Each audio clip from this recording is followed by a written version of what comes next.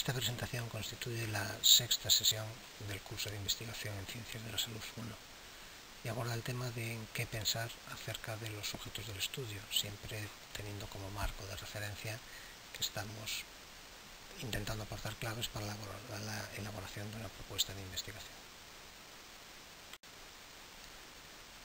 Ya hemos hablado en sesiones anteriores del diseño del estudio y estamos ahora dentro del apartado de sujetos del estudio. Ya sabemos qué tipo de diseño queremos poner en marcha, pero es ahora cuando tenemos que decidir en qué población y dentro de esa población, en qué subgrupo de la población, en qué muestra vamos a estudiar a los sujetos. Habrá luego que hablar en otras sesiones de otros apartados como qué medir en estos sujetos, etcétera, etcétera, etcétera. Y recordar siempre que estamos en uno de los dos aspectos claves, estamos intentando convencer a cualquiera que lea nuestra propuesta, cualquiera que le presentemos nuestra propuesta, de la viabilidad de la misma. O sea, todos estos elementos que se recogen en esta imagen entran dentro de este apartado de garantizar la viabilidad del proyecto. ¿En qué es necesario pensar cuando hablamos de los sujetos del estudio? Bueno, pues por una parte, definir la población de estudio, porque es de esa población de la que vamos a seleccionar los sujetos que vamos a incluir en nuestro estudio, en nuestra muestra. Tendremos que identificar también una fuente de potenciales participantes y cómo seleccionar esos potenciales participantes. No solo cómo seleccionarlos, sino también cuántos participantes seleccionar y cómo invitarlos a participar. Habrá que dar garantías de cómo vamos a conseguir que acepten, porque hay dos problemas muy importantes en estos estudios relacionados con la participación. Por una parte son problemas de la baja participación, sobre todo en los estudios transversales, y luego en aquellos estudios en los que es necesario ver más de una vez a los participantes, cómo conseguir que no se pierdan en este seguimiento. Finalmente, aunque debe haber un apartado específico de aspectos éticos y legales en cualquier propuesta de investigación en ciencias de la salud, los aspectos éticos y legales hay que tenerlos presentes cuando se elaboran todos los apartados de la propuesta, porque con cierta frecuencia condicionan decisiones de qué hacer y sobre todo cómo hacerlo. Respecto a la muestra que nosotros utilizaremos de la población, bueno, pues tendremos que definir, pues, por una parte, los criterios de selección de esa muestra, el tamaño de la muestra, o sea, cuántos individuos quiero ser capaz de reclutar, cómo voy a seleccionarlos y cómo voy a hacer que de verdad participen, y si hay algún problema previsible o si está sujeto precisamente por el modo y las limitaciones del proceso de selección, si hay algún potencial sesgo que pueda tener importancia. Antes de eso tendremos que tener claro de qué población vamos a extraer esa muestra. En realidad la población de estudio a lo que nosotros queremos llegar es un conjunto de la población general que está definida por los criterios de elegibilidad o de selección. Hay tres preguntas a este nivel que deberíamos hacer. Por una parte, ¿a quiénes queremos acceder? ¿Cuántos sujetos queremos incluir en nuestro estudio? ¿Y cómo los vamos a elegir? Ya hemos comentado a qué nos referimos en cómo se elegirá, tanto la fuente de selección de los participantes como el procedimiento de selección. Y así los participantes en el estudio, antes de saber quiénes o quiénes deseamos incluir en nuestro estudio, tenemos necesidad de definir en detalle nuestra población de estudio, porque es en realidad a esa población de la que procede nuestra muestra a la que vamos a hacer extensivos los resultados de nuestro estudio, la presencia o la ausencia de efecto o lo que quiera que hayamos estudiado en el estudio. Son los aspectos de generabilidad, van a venir muy definidos por cómo hayamos definido nosotros la población a la que queremos acceder. Por otra parte, definir la población de estudio va a ayudar a otros investigadores a decidir si es adecuado este estudio para sus necesidades, o sea, si lo que se recoge en nuestro estudio, una vez terminado, les vale a ellos ya y les evita tener que estudiar el tema en cuestión en su caso. Y por otra parte, para aquellos que consideren que es importante replicar el estudio, les va a permitir reproducirlo y poderse comparar directamente con lo que hayamos encontrado en el nuestro. Algunos criterios de inclusión o de exclusión que han de estar presentes sobre los que se debe reflexionar y deben estar presentes en una propuesta. Bueno, pues los criterios de inclusión pueden ser de muy diferente índole, y aquí en esta imagen y en la imagen siguiente en realidad ponemos ejemplos de grandes bloques de potenciales criterios de inclusión o de exclusión. Uno puede definir la población a la que quiere llegar pues a partir de las características de los pacientes, ya sean pues de raza, de edad, de sexo, de incluso de peso, etcétera, etcétera. Podemos incluir como criterios de inclusión o de exclusión determinadas características de la enfermedad y de su tratamiento. Por ejemplo, de qué tipo de enfermedad estamos hablando, de si presenta o no tratamientos previos, de si es necesario o no algún periodo de lavado, en qué situación clínica o en qué fase de evolución de la enfermedad se encuentra el tipo de pacientes que nosotros queremos incluir o el tipo de participantes que nosotros queremos incluir, etcétera, etcétera. Cuando hablamos de factores ambientales y otros, bueno, pues tal vez tengamos que definir o tendremos que definir en ciertas ocasiones pues de dónde los estamos sacando, si son, por ejemplo, pacientes institucionalizados o pacientes que viven en su casa, si se refiere a una localización geográfica concreta o no, si son gente que tiene una determinada ocupación u otra, etcétera, etcétera, etcétera. Y bueno, si hay algún proceso de cribado previo y qué resultados da ese proceso de cribado. No voy a entrar en las técnicas de muestreo porque son, bueno, primero no son de aplicación a todos los tipos de estudio y segundo son motivo de otros cursos de este máster.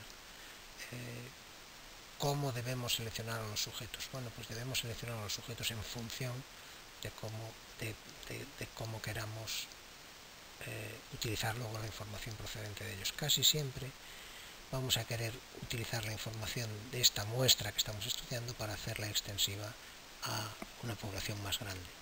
Y en ese sentido, el procedimiento de selección debe ser aleatorio. Hay diferentes posibilidades para esta aleatoriedad y no quiero entrar en detalles en este curso, pero la aleatoriedad en la selección de la muestra es una de las condiciones sine qua non para la aplicabilidad de prácticamente todos los test estadísticos que se han narrado en otras partes del estudio. Algunos ejemplos pueden ser muestreo aleatorio simple, cuando de un listado que nosotros tenemos, pues un listado general, pues seleccionamos al azar o bien por un generador de números aleatorios o por una tabla de números aleatorios determinados números que corresponden a determinados elementos o sujetos, o el muestreo aleatorio estratificado, que es lo mismo, pero antes se estratificaría en aquellos grupos que nos interesara, y en cada uno de estos haríamos un muestreo aleatorio simple. Por ejemplo, podríamos hacer un muestreo aleatorio estratificado en el que se hiciera un estrato de jóvenes, mediana edad y ancianos, o podríamos hacer un muestreo aleatorio estratificado en el que se estratificara por alto grado de evolución de la enfermedad y bajo grado de evolución de la enfermedad, etcétera, etcétera, etcétera. Hay veces que no tenemos un listado del que sacar los participantes, entonces a veces es útil el muestreo, con frecuencia es útil el muestreo aleatorio sistemático, buscar algún sistema para un listado del que no disponemos a priori, pues poder seleccionar aleatoriamente a los sujetos.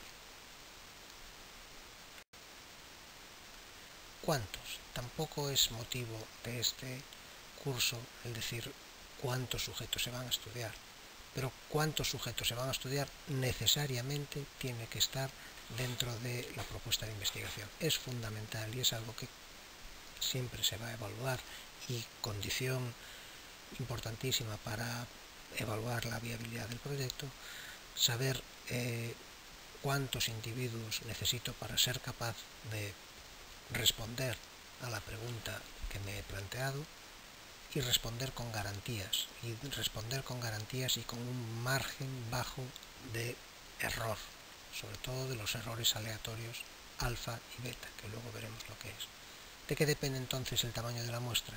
Simplificando lo que es más complicado y que se ha contado ya en cursos previos, como veremos al final de esta presentación. Bueno, pues simplificándolo, por una parte el tamaño de la muestra va a depender de si deseamos, por ejemplo, cuando comparamos dos grupos, detectar diferencias muy grandes o muy groseras o diferencias muy finas.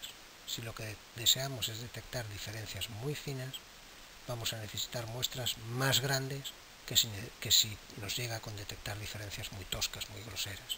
Si esperamos que de verdad haya esas diferencias muy groseras, entre dos grupos que nos interese estudiar, vamos a necesitar menos sujetos que cuando las diferencias son más sutiles.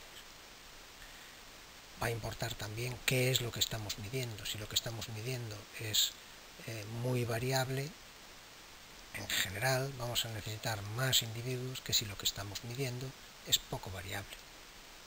Por ejemplo, si nosotros queremos ver si la temperatura corporal entre gente con pulmonía y gente sin pulmonía difiere, vamos a necesitar relativamente pocos sujetos.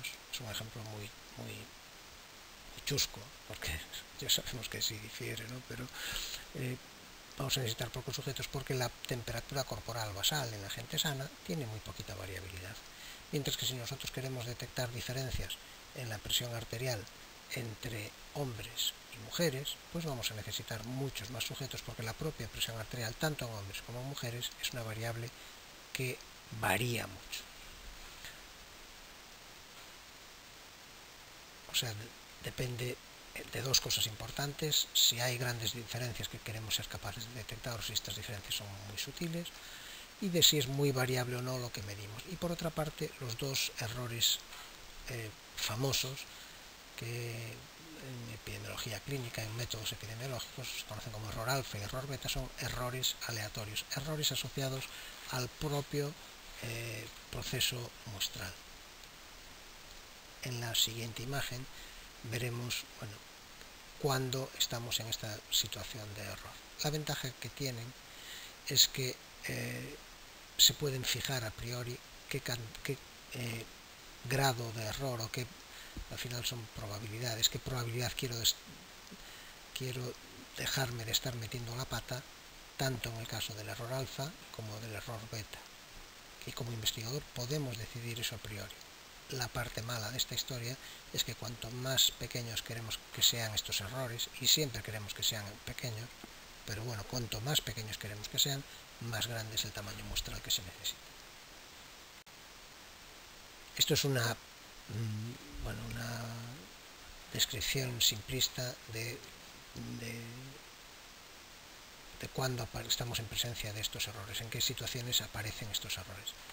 Estamos en una situación hipotética, pero que es muy frecuente, en la que queremos comparar si hay una determinada respuesta a un fármaco, por ejemplo, en el grupo A, y si esta respuesta difiere en el grupo B.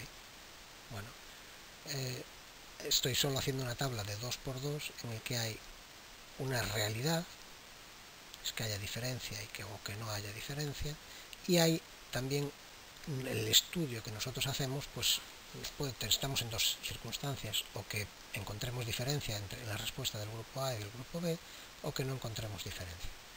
Bueno, ¿cuándo no hay ningún problema? Bueno, pues cuando en la realidad, en la población de verdad, en el total de la población, resulta que entre el grupo A y el grupo B no hay diferencia, y en mi estudio yo no encuentro diferencia, ahí no hay ningún error, no hay problema.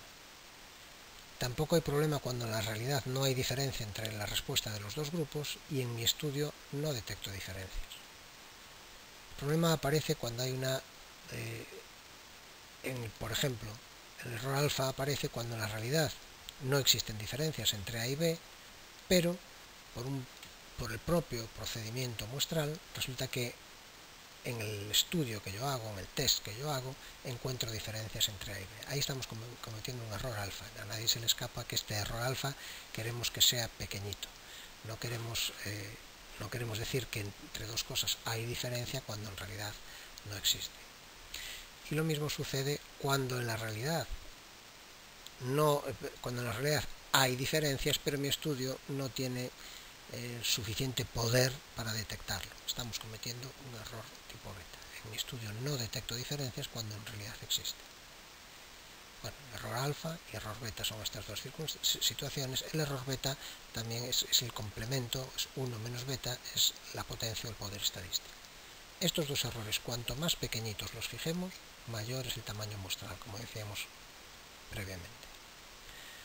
Típicamente, ¿dónde se fijan? Pues el error beta se suele fijar en el 20%, o sea 0,2, tener al menos la potencia de un 80% de detectar las diferencias de la magnitud que se fijen, es lo que habitualmente se pone como mínimo, y un error alfa que típicamente se pone en 0,05, o sea el 5% de probabilidad de, por decirlo así, meter la pata, de decir que hay diferencias entre dos grupos cuando en realidad no las hay, y he tenido, entre comillas, mala suerte en el proceso muestral. Recordad que estábamos hablando de viabilidad. Entonces, los aspectos que deben de quedarle claro al evaluador y que tienen que estar presentes en la propuesta es, por una parte, dispondremos de suficientes individuos para completar el estudio.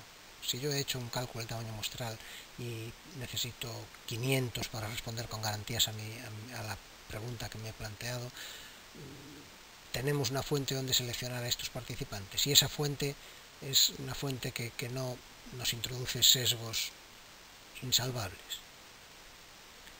Considerando el estudio que planteamos, además, es previsible que haya problemas de reclutamiento. Una vez que ya tenemos esto solucionado, tendremos suficientes recursos de toda índole, de humanos, económicos y de equipamiento. Y, por supuesto, siempre consideraciones éticas. Depende de lo que vayamos a medir y cómo lo vayamos a medir, habrá que plantear las cosas de una manera o de otra y con unas u otras garantías. Hay otros cursos del máster que están relacionados con apartados de esta propuesta. En relación, por ejemplo, con el tamaño muestral, hay un curso que es Investigación Clínica 1, que tiene un módulo, un tema específico, es en el primer cuatrimestre, y tiene un tema específico relativo al tamaño muestral en diferentes tipos de estudios. Porque mientras que esas son las cosas, las que se han citado, en las que hay que pensar en los diferentes tipos de estudios, según el tipo de estudio que sea, hay matices sobre esto. No es lo mismo que lo que nosotros queramos mirar es si hay una diferencia entre dos medias, por ejemplo, si difiere la media de glucemia entre mujeres embarazadas y mujeres no embarazadas de la misma edad, o si lo que queremos es estimar una diferencia de dos proporciones. Difiere la prevalencia de diabetes en Galicia en relación a la prevalencia en Andalucía. También es diferente cuando no son diferencias lo que estamos, sino solo intentando estimar un parámetro de la población. Por ejemplo, qué proporción de diabéticos hay en Galicia y con qué grado de precisión quiero fijarlo. Bueno, el caso es que en función del tipo de estudio que sea y en función del tipo de pregunta que me esté formulando, va a haber una fórmula u otra la que haya que utilizar. En este curso de tamaño muestral se habla en detalle de todos estos apartados, y afortunadamente existen aplicaciones disponibles en la red online para facilitar mucho el cálculo del tamaño de la muestra. El investigador aquí lo que tiene que saber es el investigador aquí lo que tiene que saber es qué le va a preguntar, por decirlo así, la aplicación, y tener claro cómo responderlo. Relativo a tipos de error, hay otro curso que aborda específicamente este tipo de este tema en concreto, y otros relacionados, ¿no? Como son el test de hipótesis, y es preparación de un proyecto de investigación 2 también del primer cuatrimestre. Como lectura recomendada, recomiendo dentro de nuestro libro guía, o el libro que nos lleva a lo largo del guión de todo este curso, los capítulos 3, 5 y 6 del libro Diseño de Investigaciones Clínicas.